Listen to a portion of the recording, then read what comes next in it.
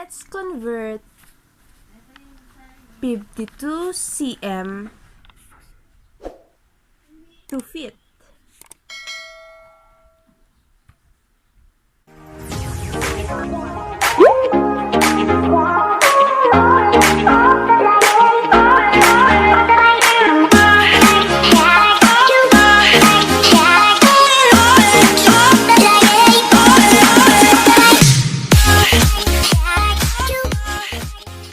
Hello everyone, I'm going to teach you how to convert centimeter to feet.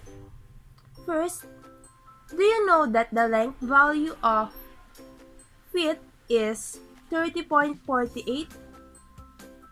nga ba yung length value? Yung length value na yon ay gagamitin natin para ma-convert natin yung centimeter natin into feet. For example, let's convert 52 cm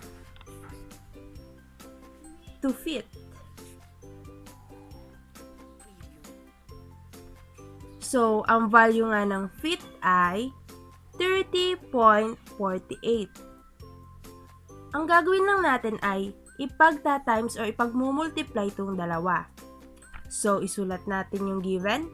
52 cm times 30.48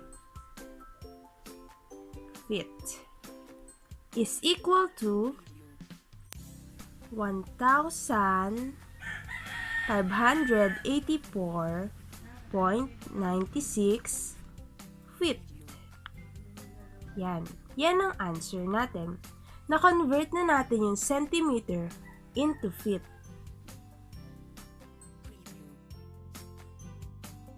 Another example. Let's convert 103 cm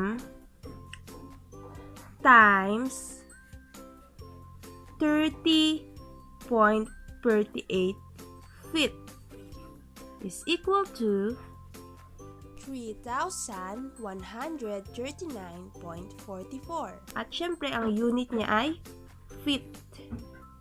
Okay, yung 103 cm na-convert natin into feet na 3,139.44 feet.